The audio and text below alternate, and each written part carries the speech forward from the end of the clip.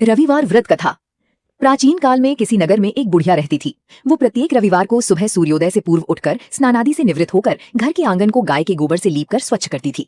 उसके बाद वो सूर्य भगवान की पूजा करती, फिर भोजन तैयार कर सूर्यदेव को भोग लगाकर स्वयं भोजन करती थी।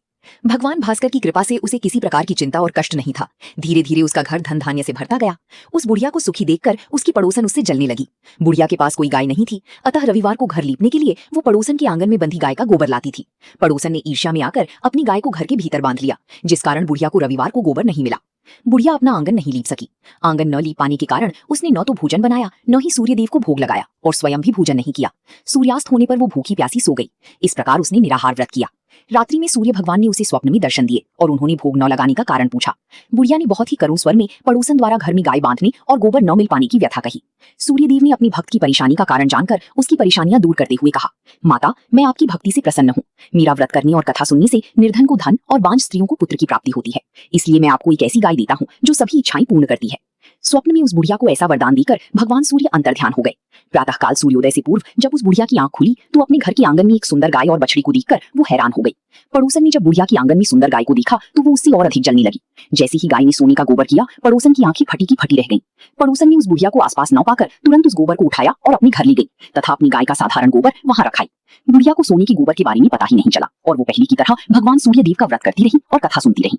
पड़ोसन की चालाकी देखकर एक दिन सूर्य भगवान ने तेज आंधी चलाई, जिसके कारण बुढ़िया ने अपनी गाय को घर के भीतर बांध लिया। अगली सुबह उठकर बुढ़िया ने जब गाय का स्वर्ण गोबर देखा तो उसे बहुत आश्चर्य हुआ। उस दिन के बाद बुढ़िया गाय को घर के भीतर ही बांधने लगी। सोने की गोबर से बुढ़िया कुछ ही दिनों में बहुत धनवान हो गई।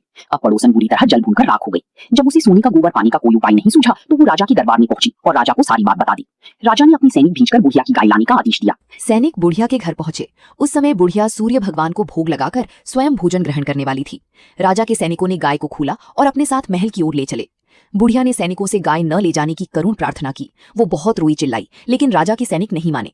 गाय के चले जाने से बुढ़िया को बहुत दुख हुआ। उस दिन उसने कुछ नहीं खाया और सूर्य भगवान से अपनी गाय को पुनः प्राप्त करने की प्रार्थना करने लगी। दूसरी ओर राजा गाय को देखकर बहुत खुश हुआ और सैनिकों से बोला, इस सोने का गोबर करने वाली गाय को गौशाला की जगह मेरे कक्ष में बांधा जाए।